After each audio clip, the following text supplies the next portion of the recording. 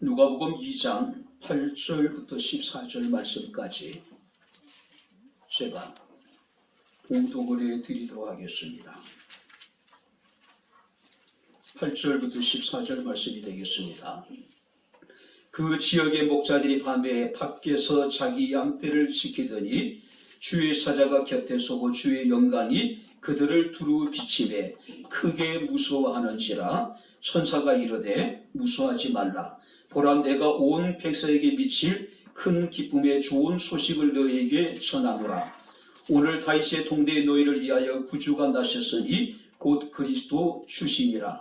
너희가 가서 강보에 쌓여 구유에 뉘어 있는 아기를 보리니 이것이 너희에게 표적이니라 하더니, 호련히 수많은 천군이 그 천사와 함께 하나님을 찬송하여 이르되, 지극히 높은 곳에서는 하나님께 영광이요 땅에서는 하나님이 기뻐하신 사람들 중에 평화로다 하니라. 아멘.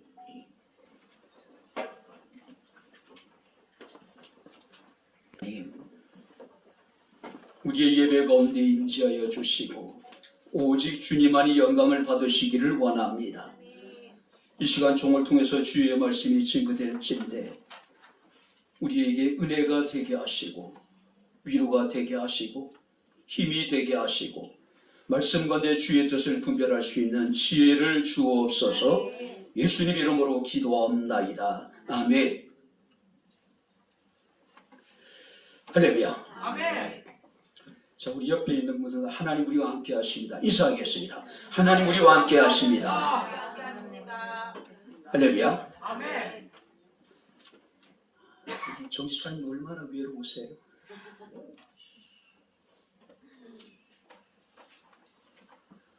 홀로 남성 파트너의 성가대 목을 담당하고 계시는데,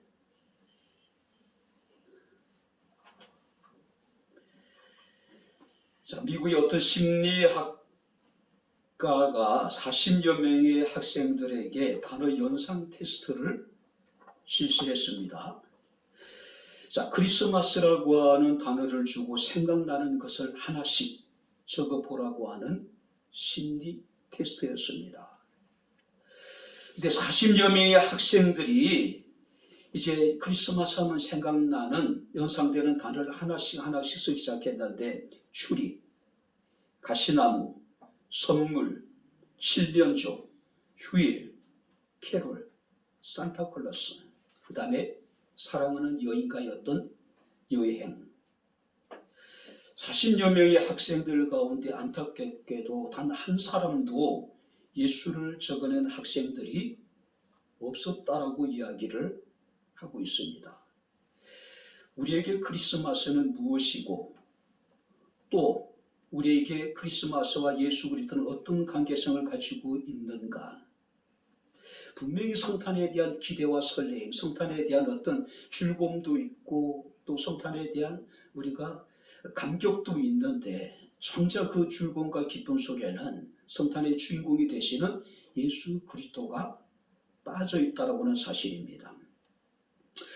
우리가 복음서에 보게 되면 첫 번째 성탄절이 아기 예수의 탄생을 축하한 사람들은 동방박사였고 베들레헴의 목자들이었음을 우리가 보게 됩니다.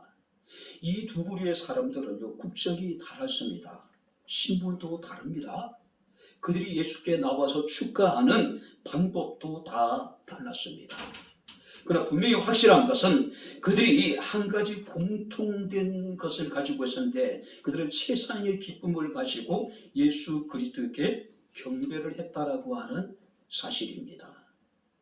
오늘 우리가 본 말씀을 보게 되면 목자들에게 성탄의 소식이 처음 전해지게 됩니다.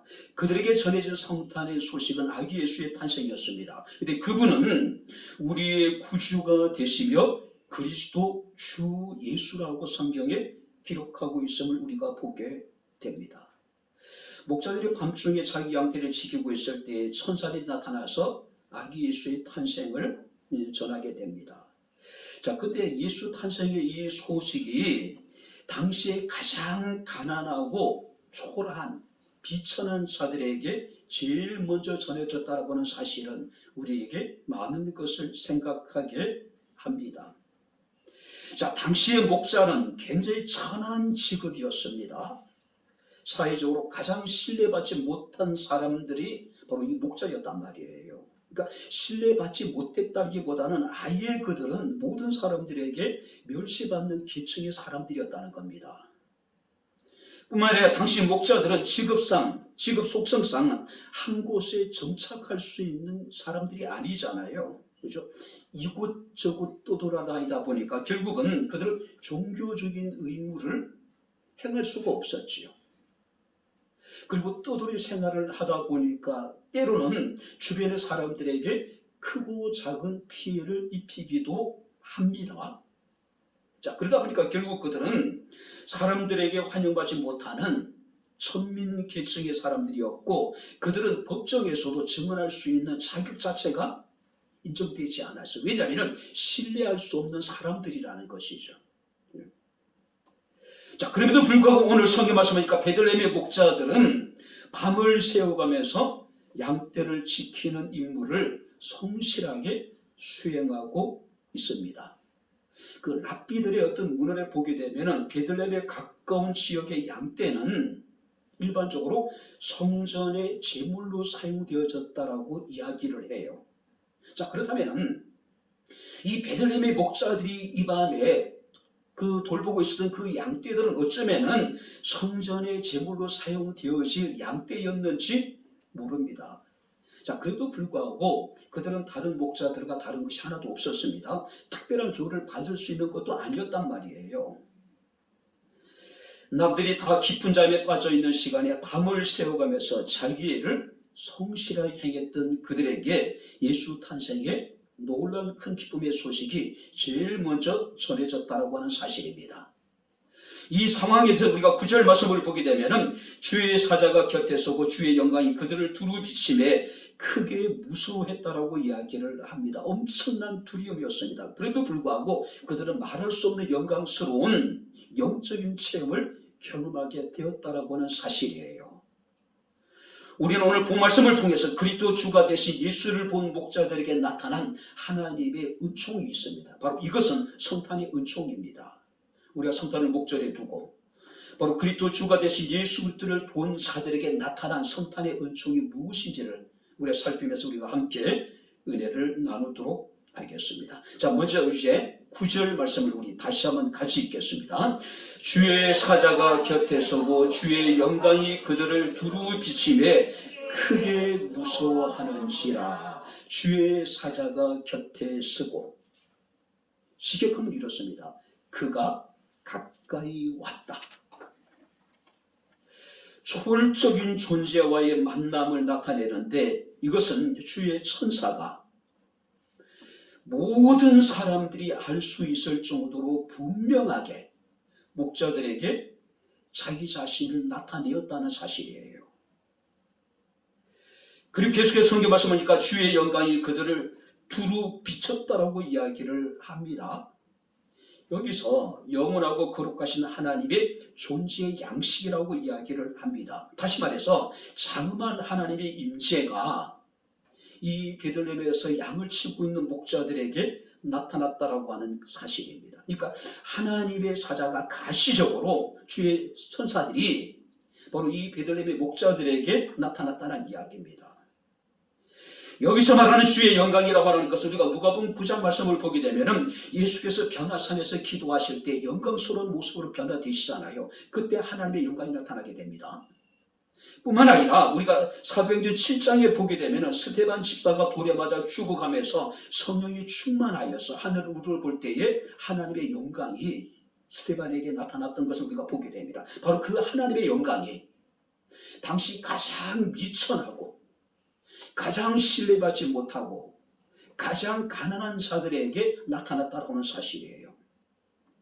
특별히 우리가 13절 14절 말씀을 보게 되면 호련히 수많은 천군이 그 천사와 함께 하나님을 찬송하여 이르되 지극히 높은 곳에서는 하나님께 영광이요 땅에서는 하나님이 기뻐하신 사람들 중에 평화라고 이야기를 합니다. 그러니까 그리스도의 나신 자체가 하나님의 영광이라는 이야기예요. 그리고 목자들은 아기 예수를 통해서 그 하나님의 영광을 보았다는 사실이에요. 왜 그리스도의 탄생 자체가 하나님의 영광일까요? 예수 그리스도 안에 하나님의 영광이 충만했기 때문에 예수를 보는 것만으로도 하나님의 영광을 볼 수가 있었다는 이야기죠. 뿐만 아니라 그리스도의 구속 사역을 통해서 수많은 사람들이 하나님 앞에 나오게 될 것이고 하나님께 찬양과 경배로 영광과 존귀를 돌리게 될 것이기 때문에 그리스도의 탄생은 하나님의 영광이라고 이야기할 수 있는 것이죠. 뿐만 아니라 세상을 향한 하나님의 영원한 계획이 그리스도를 통해서 완성되어질 것이기 때문에, 그리고 하나님께는 그 그리스도를 통해 영광을 받으실 것이기 때문에 성탄은 하나님의 영광이라고 이야기할 수가 있다는 사실이에요. 2023년도 성탄이 다가오고 있습니다. 무엇보다도 그리스도를 통해서 하나님의 영광을 목격할 수 있는 아름다운 귀한 시간이 될 수 있기를 주의 이름으로 축원합니다. 근데 문제는요, 하나님은 성탄을 통해서 하나님의 영광을 우리 가운데 드러내기를 원하시는데 우리는 그 사실을 깨닫지 못하고 땅의 영광을 바라볼 때가 얼마나 많은지 모르죠. 예수 믿으면 가난한 자가 부유해지게 될 것이고 미천한 자들이 세상의 명예를 얻게 될 것이고 예수 믿으면 내 마음에 평안이 임하게 될 것이고, 물론 다 중요합니다. 가장 중요한 것은요, 하나님이 그리스도를 통해서 우리에게 나타내고자 하는 것은 우리가 하나님의 영광을 볼 수 있는 거예요. 그걸 보기를 원하신다는 거죠. 성탄을 통해서 하나님께서 우리를 구속하시고 죄와 사망의 벌써 우리를 해방시켜 주시고 하나님의 자녀가 되는 영광을 주셨습니다. 천국을 유업을 받을 수 있는 영광을 우리에게 주셨단 말이죠. 그것을 우리가 볼 수 있어야 된다는 것이죠. 그리스도를 통해서. 뿐만 아니라 10절 말씀 보니까 이렇게 기록하고 있습니다. 천사가 이르되 무서워하지 말라. 보라, 내가 온 백성에게 미칠 큰 기쁨의 좋은 소식을 너희에게 전하노라. 자, 여기서 목자들에게 주의 천사가 이르기를 온 백성에게 미칠 큰 기쁨의 좋은 소식을 너에게 전한다. 큰 기쁨의 좋은 소식을 수많은 사람들이 있음에도 불구하고 오직 베들레헴에 있는 선한 목자들에게 제일 먼저 전해지게 되었다는 사실이죠. 예루살렘의 성전에 보게 되면 수많은 제사장들이 있었습니다. 주의 오심을 사모하는 수많은 사람들이 있었어요. 그런데 그 그리스도의 오심의 이런 큰 기쁨의 좋은 소식은 베들레헴에 있는 선한 목자들에게, 저 동방에 있는 이방인들에게 제일 먼저 선포되어지게 되는 모습을 우리가 보게 됩니다. 여러분들이 여기서 말하고 있는 온 백성에게 미칠 큰 기쁨의 좋은 소식, 자, 이 세상에서 전해지는 소식들은 다 이중적이죠. 상대적입니다. 분명히 내게는 기쁜 소식일 수 있겠지만은 또 다른 누구에게는 슬픈 소식일 수도 있겠죠. 그렇지 않습니까? 어떤 집의 아들은 대학에 합격했다고 너무나도 기뻐하는 반면에 또 다른 집은 대학 입학에 실패해서 기쁜 좌절과 절망과 슬픔에 빠진 사람들도 있을 수 있겠죠. 어떤 사람들은 연말에 승진하고 진급했다는 기쁜 소식을 듣는 사람도 있을 수 있겠지만은 어떤 사람들은 그 진급에서 누락되었다라고 하는 슬픈 소식을 듣는 사람도 있을 것이고요. 지금 중동에서는 이스라엘과 하마스의 치열한 전쟁이 지금 계속되어지고 있습니다. 분명히 이 전쟁은 어느 한쪽은 승리하게 될 것이고 어느 한쪽은 패배하게 될 것입니다. 어느 한쪽의 국민들은 자신의 군대가 승리했다는 기쁜 소식을 듣게 되겠지만 어느 한쪽의 국민들은 자신의 군대가 패배했다라고 하는 가슴 아픈 슬픈 소식을 들을 수밖에 없겠지요. 러시아와 우크라이나도 마찬가지입니다. 분명히 전쟁의 승패는 언젠가 갈리게 되겠죠. 그렇지 않습니까? 세상의 모든 소식들은 다 이중적이고 상대적입니다.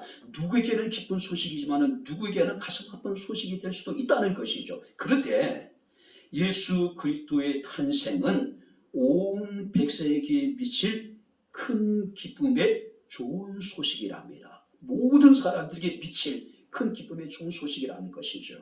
그죠? 왜 그의 탄생이 큰 기쁨의 좋은 소식이었을까요? 그 아기가 우리의 구주가 되시고 그리스도가 되시며 주가 되신 예수님이기 때문에 그래요. 누가복음 1장 31절 말씀을 보게 되면 주의 천사가 마리아에게 이르기를 보라 내가 잉태하여 아들을 낳으리니 그 이름을 예수라 하라고 이야기를 하죠. 뿐만 아니라 우리가 마태복음 1장 21절 23절 말씀을 보게 되면 주의 천사가 요셉에게 이르기를 아들을 낳으리니 이름을 예수라 하라고 이야기를 합니다. 이는 자기 백성을 그들의 죄에서 구원할 자이심이라. 뿐만 아니라 보라 처녀가 잉태하여 아들을 낳으리니 그 이름을 임마누엘이라 하리라. 이를 번역한즉 하나님이 우리와 함께 계시다. 무슨 얘기일까요? 왜 예수의 탄생이 온 백성에 미칠 큰 기쁨의 좋은 소식이 되었을까요? 그가 자기 백성을 자기의 죄에서 구원할 자로 이 세상에 오셨기 때문에. 그가 임마누엘로 이 세상에 오셔서 당신의 백성들과 영원히 함께 하시겠다라고 하는 약속을 하셨기에 그리스도의 탄생은 온 백성에게 미칠 큰 기쁨의 좋은 소식이라고 이야기하고 있는 겁니다. 이 소식을 베들레헴의 천한 목자들이 제일 먼저 들었습니다. 그리고 제일 먼저 그들은 아기 예수께 가서 경배를 했고 그들은 제일 먼저 그리스도의 복음을 사람들에게 전하는 놀라운 영광을 누리게 되는 모습을 우리가 보게 됩니다. 우리를 예수 그리스도께서는 죄와 사망의 법에서 해방시켜 주셨습니다. 할렐루야. 뿐만 아니라 그가 이제부터 영원토록 우리 가운데 함께 하시기에 그의 탄생은 큰 기쁨의 좋은 소식이 될 수밖에 없는 것이죠. 성탄은 하나님께서 당신의 최고의 사랑을 우리에게 나타내신 사건이죠. 로마서 5장 보니까 우리가 연약했고 우리가 죄인 되었고 우리가 원수 되었음에도 불구하고 하나님은 독생자신 예수 그리스도를 이 땅에 보내주시고 그의 십자가 고난과 죽으심을 통해서 당신의 사랑을 우리에게 확증시켜 주셨답니다. 그 사랑의 시작이 바로 성탄을 통해 시작이 되어졌다는 사실이에요. 그렇기 때문에 성탄이 우리에게는 최고의 큰 기쁨의 소식일 수밖에 없겠죠. 1970년대에 프랑스 항공기가 과격 아슬란 그 아랍 단체에 여러분들이 피납을 당하게 됩니다. 그리고 그들은 이제 항로를 변경해서 우간다로 날아가요. 자, 그 비행기는 100여 명의 이스라엘 사람들이 탑승하고 있었습니다. 자, 이스라엘 정부에서는 굉장히 참 어려운 상황입니다. 이스라엘과 우간다의 거리가 어마어마한 데다가 과연 그들을 무사히 인질들을 다 구출할 수 있을까? 그런데 그들은 과감한 모험을 감행을 합니다. 이스라엘에서 전투기들이 출격을 합니다. 공중 주유까지 해가면서 그 당시 굉장히 어려운 게 뭐냐면 비행기가 날아가면서 공중에서 주유를 하는 거 기름을 넣어주는 겁니다. 왜냐하면 그 거리가 너무 멀기 때문에 저공 비행으로 우간다까지 날아갑니다.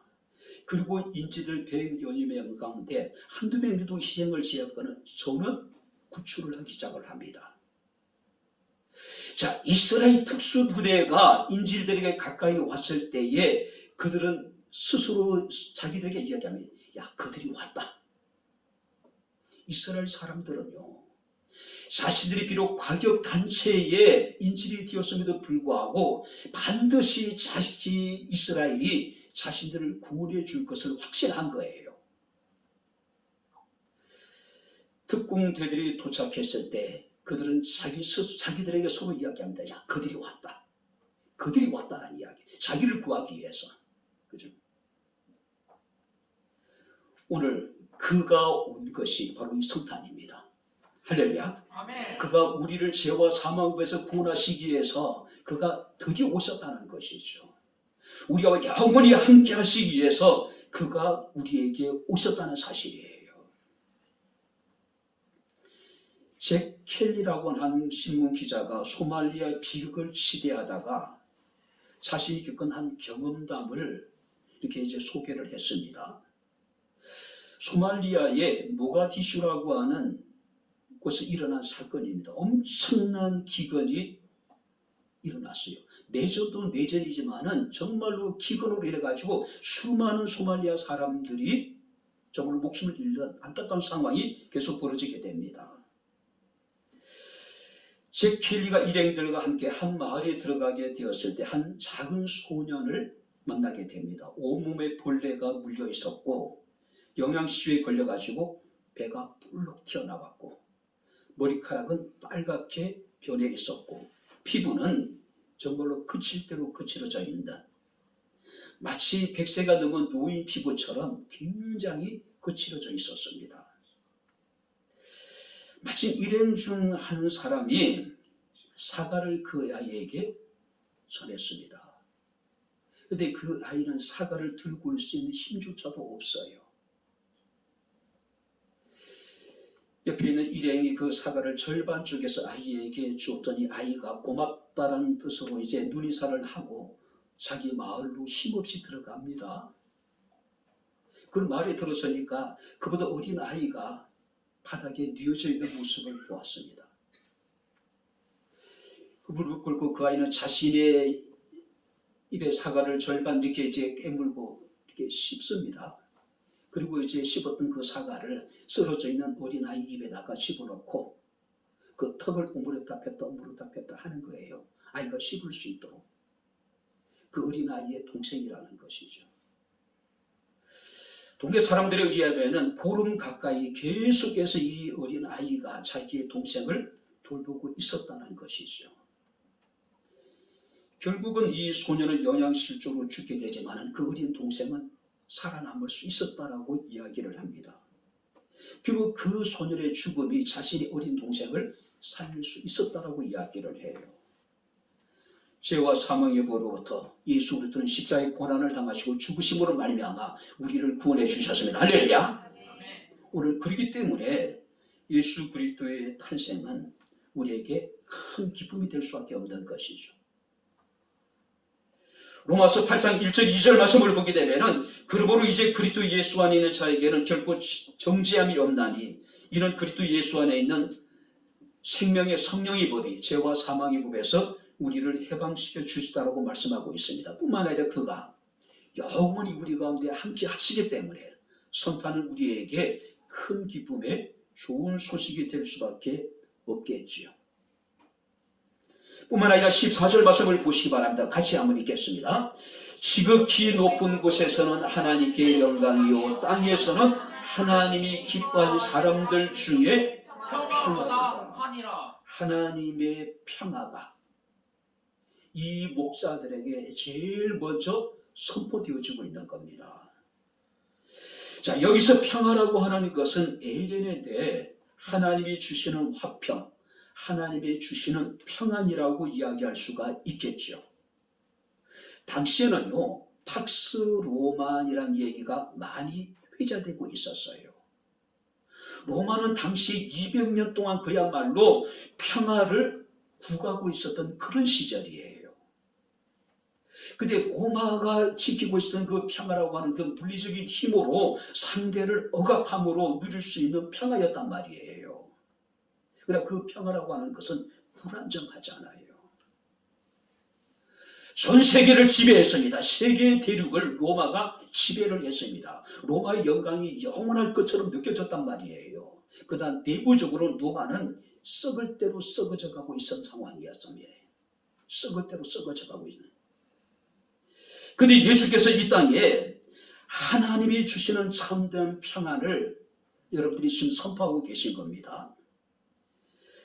로마의 평화라고 하는 것은 물리적인 힘으로 상대를 제압함으로 얻게 되는 평안이라면 지금 미국의 팍스 아메리카라고 얘기하잖아요. 그죠? 미국의 초유의 강대국이죠. 근데 물리적인 힘을 통해서 경찰 국가로서 세계 평화를 그들이 스스로 유지한다고 이야기를 하고 있잖아요. 불안정하잖아요. 그죠? 완전하지 않는 평화입니다. 그러나 예수 그리스도의 평화는 완전한 겁니다. 온전한 평화예요. 낮고 천한 곳에서 연약한 사람들과 함께 시작하는 하늘의 평화가 그리스도의 나심을 통해서 세상 가운데 선포되어지고 있는 겁니다. 이 평화라고 하는 것은 죄와 불순종으로 하나님과 원수된 인간과 하나님의 평화고, 반목과 갈등과 실시로 가득 차 있는 인간관계 속의 평화이고, 염려와 감정의 혼란 속에 살아가고 있는 모든 사람들의 마음속에 이루어지는 평화라고 하는 것이죠. 지금 그 평화를 지금 우리에게 선포하고 있는 겁니다. 돈 리처던슨이라고 하는 선교사가 화해의 아이라고 하는 글에 보게 되면은 뉴기니아 지역의 사이 부족에게 복음이 전달되는 과정의 일들을 자세하게 소개하고 있습니다. 뉴기니아의 이 사이 부족은요, 굉장히 호전적이고 굉장히 잔인한 부족이라고 이야기를 합니다.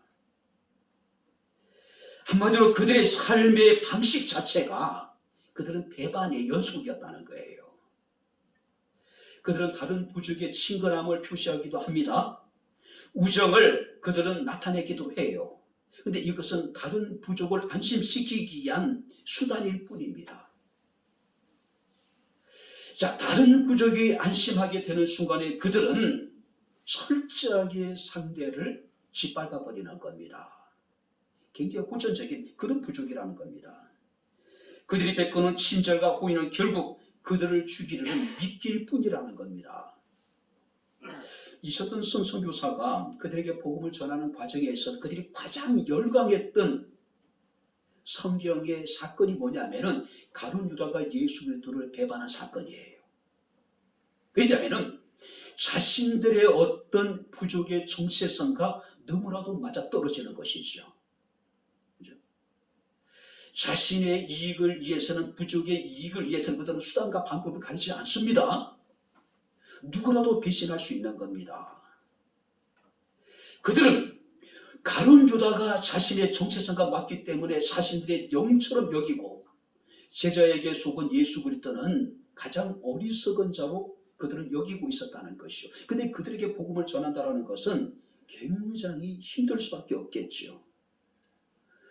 오랫동안에 그들에게 복음을 어떻게 하면 전할 수가 고민 끝에 있는데 한 사건이 벌어지게 됩니다. 치열하게 부족끼리 싸우다가요, 한 부족의 주장이 야, 언제까지 우리가 이렇게 싸워서 되겠느냐, 이러다가는 부족 전체가 전부 다 그냥 사라져버릴 그런 위기의식을 느끼게 되는 겁니다. 그래서 부족의 평화를 위해서 한 부족의 주장이 자신의 갓난 어린 아이를 상대의 어떤 이제 그 원수가 되는 그 부족의 주장에게 선물로 줘요. 그리고 그 어린아이는 그 상대 부족의 주장의 아이가 됩니다. 이 아이가 성장하게 되죠. 결국 여러분들이 이 두 부족 간의 전쟁은 끝날 수밖에 없죠. 왜 그렇습니까? 분명히 저쪽 주장의 아들이지만은 그 아이는 이쪽 주장의 아들이기 때문에요. 그래서 그들이 평화협정을 맺게 됩니다. 그래서 니터슨이라고 하는 이제 이 선교사는 그 아이를 화해의 아이, 그러니까 평화를 만드는 아이라고 칭하게 됩니다. 그들은 복음을 여기서 전하게 되는 겁니다. 바로 예수 그리스도가 이 땅에 진정한 화해를 위해서, 평화를 위해서 이 땅에 오셨다라고 전하게 되는 것이죠. 그때부터 복음이 이 사이 족속들에게 받아들이기 시작하는 것이죠. 에베소서 2장 13절 14절 말씀을 보게 되면은 이제는 전에 멀리 있던 너희가 그리스도 예수 안에서 그리스도의 피로 가까워졌느니라. 그는 실로 우리의 화평이시지라. 둘로 하나를 만드사 원수된 것 곧 중간에 막힌 담을 자기의 육체로 하시고, 하나님과 우리가 서로 갈등하고 반복하게 되었잖아요. 하나님과 인간의 관계가 단절되어지게 되었잖아요. 그런데 예수 그리스도께서 자신의 육체로서 그 막힌 담을 헐어버리셨다는 이야기예요. 이제 하나님과 우리가 서로 화목하게 되었다는 이야기잖아요. 인간의 범죄로 인해 가지고 사람과 사람의 관계가 단절되어지게 됩니다. 근데 예수 그리스도께서 바로 중간에 막힌 담을 자신의 육체로 헐어버리셨대요. 이제는 둘을 하나가 되게 하셨다는 것이죠. 뿐만 아니라 속 사람의 나와 그 사람의 내가 끊임없이 갈등합니다. 근데 예수 그리스도께서 이 막힌 담을, 이 갈등의 담을 당신의 육체로 헐어주셨기 때문에 속 사람의 나와 그 사람의 내가 이제는 하나가 될 수 있었다는 것이죠. 오늘 사랑하는 성도 여러분들, 우리 이번 성탄을 통해서요, 무엇을 느낄 수 있어야 될까요? 하나님의 영광을 볼 수 있어야 될 것이고, 뿐만 아니라 그 성탄의 큰 기쁨의 좋은 소식이 그것이 우리의 삶에도 여러분들이 전해져야 되지 않을까요? 우리의 삶을 통해 다른 사람에게도 전해져야 되지 않을까요? 뿐만 아니라 진정한 평화의 왕 오신 예수 그리스도를 우리가 깊이 생각할 수 있는 그런 성탄이 되어야 되지 않을까요? 이제 말씀을 마치도록 하겠습니다. 디비스라고 하는 인물은 이런 이야기를 합니다. 12월에는 두 개의 크리스마스가 있다. 하나는 글자 그대로 크리스마스이고 또 하나는 엑스마스다. 엑스마스. 자, 여기서 X라고 하는 글자는 라틴어가 아니라 미지의 수, 모호한 수를 말합니다. 그는 진정한 크리스마스를 모르는 모호한 크리스마스를 엑스마스라고 이야기를 해요. 자, 이 엑스마스에는 다음과 같은 것이 있다고 이야기합니다. 첫 번째는 뭐냐면은 금은 크리스마스. 무슨 얘기일까요? 권력과 자신의 이익을 위해서 자연스럽게 선물을 줄 수 있는 절호의 기회로 여기고 금은 선물을 성탄 선물로 준다는 것이죠. 그러니까 뇌물이라는 것이죠. 표면적으로는 성탄을 축하하기 위한 선물이지만 실제적으로 그것은 자신의 이익을 탐하기 위한, 이익을 구하기 위한 뇌물로서 선물을 전해준다는 것이죠. 또 핑크 크리스마스가 있다고 이야기합니다. 크리스마스를 즐기고 또 크리스마스를 그야말로 광란의 밤으로 만들어버리는 사람들. 도색, 음란, 춤, 술로서 크리스마스를 즐기는 사람들. 성탄절에는 어느 정도의 탈선도 사람들이 용납되는 것처럼 그렇잖아요. 저희가 어렸을 때에 교회를 다니지 않음에도 불구하고 성탄절 전날 어린 애들이 여관을 빌려가지고 밤새도록 술 마시고 막 그런 친구들은 많이 있었단 말이에요. 그리고 다음날 보게 되면은 스스로 몸도 가누지 못하고, 그죠? 정말로 가장 기쁘고 즐거운 성탄이 되어야 되는데 혼미한 가운데 성탄절을 맞이하는 사람들이 적지 않단 말이에요. 그래서 그는 회색 크리스마스를 이야기를 합니다. 술 마시고 또 여러분들이 광란의 파티를 하고 몽롱한 정신으로 우리가 성탄을 맞이한다는 것이죠. 그것을 회색 크리스마스라고 이야기를 하더라고요. 여러분들은 2023년도 성탄에 어떤 계획을 가지고 있습니까? 금은 크리스마스, 또 핑크 크리스마스, 또 회색 크리스마스. 오늘 우리가 맞이해야 될 성탄은 여기서 말하고 있는 이런 크리스마스가 아니라 하얀 크리스마스가 되어야 되겠죠.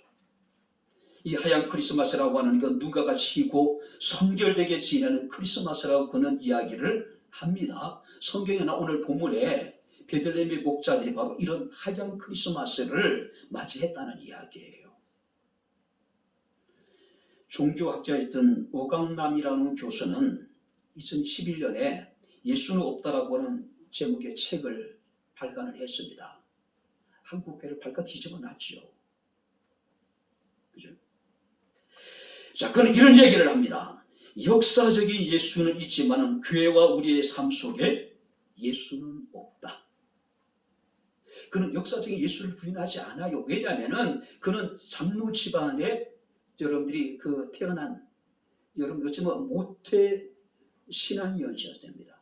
모태 신앙인이었어요. 근데 그 이제 대학을 다니고 이제 종교학을 연구를 하고 그러면서 이제 그는 점점점 하나님에게서 진리에서 멀어지게 됩니다.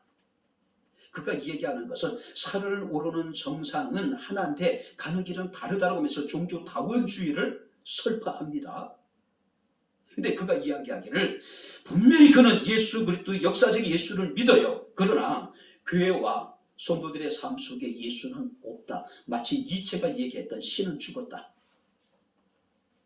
신 자체를 부정하기보다는 그리스도인의 삶 속에서 우리가 마치 신이 없는 것 같은 삶을 살아가고 있는 겁니다. 하나님이 없는 것 같은 삶을 살아가고 있는 거예요.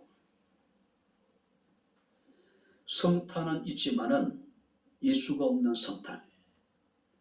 성탄은 있지만은 바로 예수 그리스도의 어떤 성육신의 성탄의 참된 정신을 의미를 깨닫지 못하는 그런 성탄이라면은 어쩌면은 역사적인 예수는 믿지만은 실제 생활 속에서 우리의 삶 속에서 예수가 없다라고 하는 오광남 교수의 이야기는 우리에게 많은 것을 생각하게 하는 것은 분명히 사실입니다. 크리스마스는 그리스도를 의미하는 크라이스트와 또 예배를 상징하는 예배를 의미하는 메스가 여러분들이 혼합된 여러분들이 성탄입니다. 그리스도를 예배하는 것이 바로 이 크리스마스라는 사실이에요. 우리가 2023도 성탄을 맞이하면서 탄생하신 아기 예수께 경배하는 그리고 예수께 경배하는 예배하는 성탄이 되어졌으면 좋겠습니다. 여호와의 영광이 충만한 성탄, 그리스도로 인한 큰 기쁨이 넘치는 성탄, 예수 그리스도를 통한 참된 평화가 넘치는 그런 성탄을 우리 모두가 기쁨으로 함께 맞이할 수 있는 은총이 함께 할 수 있기를 주의 이름으로 축원합니다. 기도하겠습니다. 좋으신 아버지 하나님, 우리 아버지 하나님의 은혜와 사랑을 진심으로 감사를 드립니다. 오늘도 저희들에게 살아계신 하나님을 예배케 하시고 우리가 성탄을 목전에 두고 우리가 구주 그리스도로 이 땅에 오신 예수 그리스도의 성탄의 참된 의미와 성탄이 우리에게 주는 유익에 대해서 말씀을 통해서 다시 한번 생각할 수 있는 은혜를 주심을 감사를 드립니다. 그리스도께 예배할 수 있는 성탄이 되게 하시고 여호와의 영광이 충만한 성탄, 그리스도로 인한 큰 기쁨이 넘치는 성탄이 되게 하시고 평화의 왕으로신 그리스도의 평화가 충만한 2023년도에 성탄이 되게 하옵소서. 예수님 이름으로 기도하옵나이다. 아멘. 이제는 우리 주 예수 그리스도의 은혜와 하나님의 크신 사랑과 성령님의 교통 교제의 제 충만 역사 인도하심이 성탄을 앞두고 성탄의 큰 기쁨과 감격을 통해서 하나님께 영광을 돌리며 성탄의 하나님의 은총을 많은 사람 가운데 함께 나누기를 원하는 백향목교회 사랑하는 모든 성도들 머리머리 이에 저희들의 가정과 직장과 사업장과 이 교회와 이 나라 이 민족 이에 지금부터 영원토록 함께 있을지어다. 아멘.